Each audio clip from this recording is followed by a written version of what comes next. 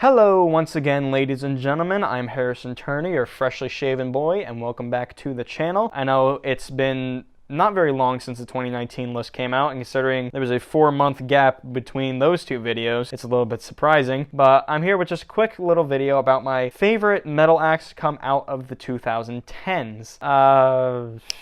What was I going to say? This is going to be a quick little list. The rules are pretty simple, obviously. It has to be a metal band. Just because King Gizzard released a metal album does not make them a metal band. They're still a rock outfit. And their first full-length studio album had to come out in the 2010s. I'm a little bit lenient with this one, but for example, a band like Baroness, their first album was in 2007. That's a little bit too far back.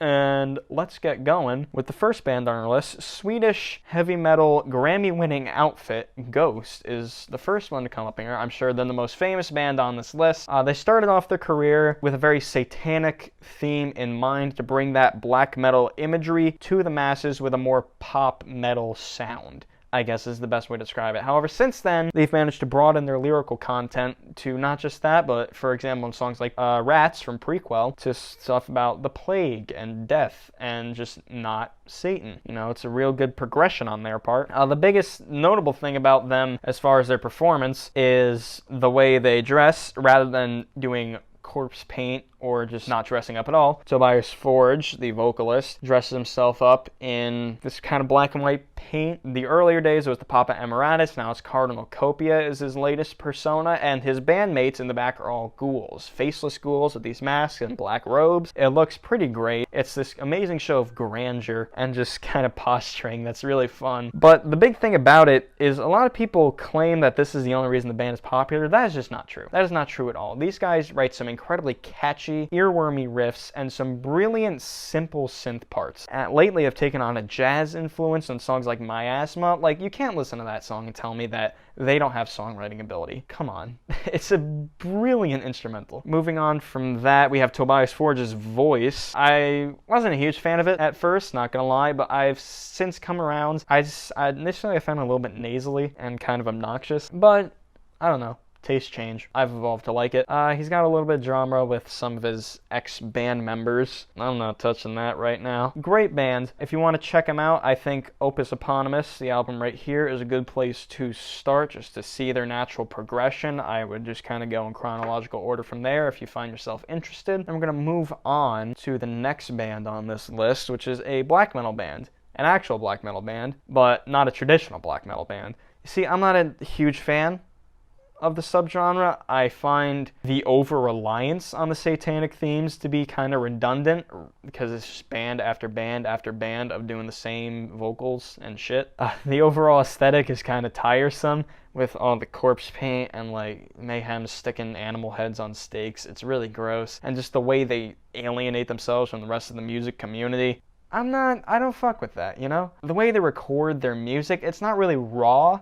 In my opinion, it's more messy, if that makes any sense, and I don't really like that. However, this band, Liturgy, is very different. Rather than having these low trem-picked riffs that, like, because they do share common similarities with black metal, the riffs are very fast, but rather than being these low notes, it's these soaring guitar riffs, multi-layered guitar riffs. There's like 20 parts flying out of nowhere, all soaring into the stratosphere. It's grand. And transcendental black metal is a great way to describe it, as it's been described by other people. I don't know if I mentioned that earlier. Talking about the vocals, they technically have lyrics, but the lyrics aren't important because you cannot tell. The way the vocals are mixed so low into the mix as if to blend in with everything else just makes them not important. It treats them as another instrument. It treats them as kind of an embellishment, and I really like that about this band. The one criticism I can give them is that this is how all their songs are written. There is very little diversity in the track listing, and it becomes a little bit taxing to listen to a full album of it. You can still get through it. I have faith in you. Check out HAQQ, their latest album, Liturgy. Give them some love. Next, we have another subgenre that I really don't like very much. This is metalcore. Yeah, I've never gotten particularly into it, but this band, Motionless in White, is unique in a different way that Liturgy is unique, obviously, but a very close friend of mine likes this band. That's how I was introduced to them. The two things that I particularly like about this band are reflective of what I don't like about metalcore. So a lot of metalcore vocalists really don't like them. I genuinely could not tell a Devil Wears Prada and an Architect song apart. They all have the same tone of voice in the growls and the clean vocals, and just they all exist in this 1 octave range when they growl, and it's really just kind of boring in my opinion. Motionless in White, on the other hand, is a little bit different though, because while he still has that same tone of voice, he's got some low growls. He's got some high growls. He's got range. He's got vocal range, and it adds a lot of fullness and depth to the vocal lines, which is not something I feel like I should have to give band credit for, but in case of modern metalcore bands, I do a little bit, because you don't see that very often, and it makes the songs much more palatable. The thing too that I like about this band is the gothic metal influence that they have. Gothic metal on its own, again, not really that ambitious of a genre. Certain bands like Typo Negative can make it work, but for the most part, that doesn't work very well. It's a fusion genre. And I feel like metalcore is a little bit of a fusion genre too, just like death metal. Straight death metal doesn't appeal to me very much, but fused with other genres, it works very well. I think metalcore is a very similar way. The way that they work these kind of horror elements into their music is very appealing. And it's still got the positives of a metalcore song. It's got some pretty kick-ass riffs. It's got the breakdowns. It's got the fun drum parts. Now, these guys aren't a perfect band, obviously. Their progression as an artist really isn't that prevalent.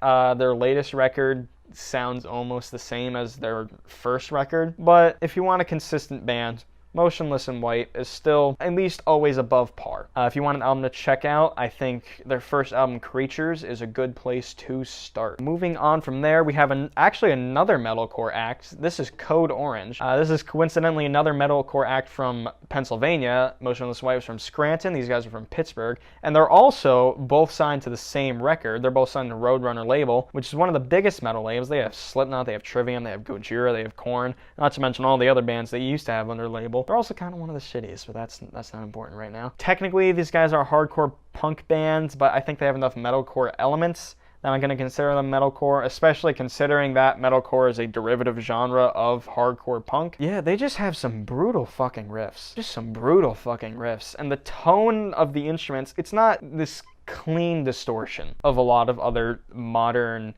artists in pretty much any subgenre. It's gross, but in a good way, if you know what I mean. Kind of like System of a Down self-titled album gross. It's really good. Just trust me on this one. The lead vocalist, he's not anything special, but he does the job well. Most of the band actually contributes vocally, but what's his name? Jamie Morgan, who is also the drummer, is the lead vocalist. A few minor issues with the band. Again, like a lot of these artists, start to sound the same. The songs, not compared to other artists, but there's a couple like minor things. For example, in their latest single, Swallow the Rabbit Whole, there's like just weird points where the instrumental cuts off, and it only happens like within this 10-second window. It happens twice, and is never in the song again. I really don't know why that was there. Other than that, pretty great band, not gonna lie. Check out their album, I Am King. That's a pretty good project. We got 2 more on my list. The second to last one is a band called Black Crown Initiate. I heard about these guys in an article from What Culture, I think. And in that article, they talked about how they're similar to Opeth. That's a fucking lie. Other than their clean passages, I do not see a connection. Rather than being this progressive death metal band, they're more of a tech death band with progressive metal influences. And because of that initial comparison, I was left a little bit underwhelmed, because I fucking love Opeth. I'm a major Opeth fan, and I just wanted something similar, and that's not what I got. But once I got over that initial, oh, this doesn't sound like Opeth, I was able to appreciate it a lot more. Now, compared to most of the artists on this list, this band, they get a little hit or miss. Some of the songs are actually kind of boring, or not that well thought out, but they have some really, really, really strong moments. Some enchanting clean parts, which, again, much like Opeth, that's really the only comparison I can draw. They've got some blistering melodic death metal riffs. Rather than being just kind of flying all over the place, they're still intense and hard and heavy. The vocalist, he's got some shrill growls. They're not really a groundbreaking band, but they offer some great, genuine music. If you want to check out an album, The Wreckage of Stars, not a perfect album. It's got some duds on it, but for example, the title track kicks ass in the second half, and the first half is very, very pretty. Next we got Ginger.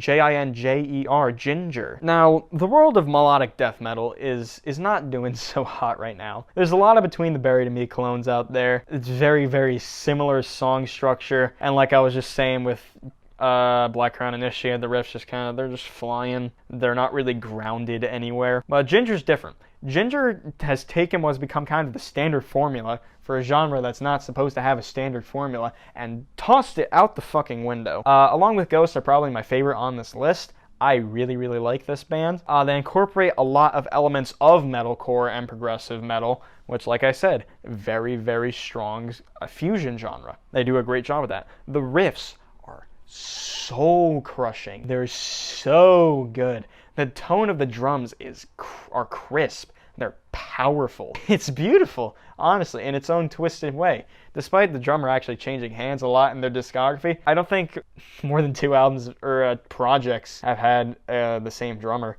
if you look up their discography. Then there's the vocalist, Tatiana Schmyluk. Sorry. But she is a phenomenal vocalist. She has an incredibly beautiful, clean voice, but her growls are insane. They can go toe-to-toe with the best of the best in the industry right now. And I really love this band. If you're gonna check any out, if you're into extreme metal, that is, I would check this band out. Their album King of Everything really just hit the spot for me. And that's it. That's all the bands I have. Links to their Spotifys will be in the description. Yeah, so let me know if there's any bands that I missed. Let me know if you hate one of these bands vehemently and hope I die for listening to them. I don't really have anything else to say. Subscribe. Check out my Twitter for big, regular updates on videos. Maybe I'll tweet something fun every once in a while. I haven't done that in a fucking while. Check out Oliver's Twitter and Instagram. Oh, by the way, this video was recorded before Corona happened, so. And yeah, that's all I gotta say. Have a phenomenal day.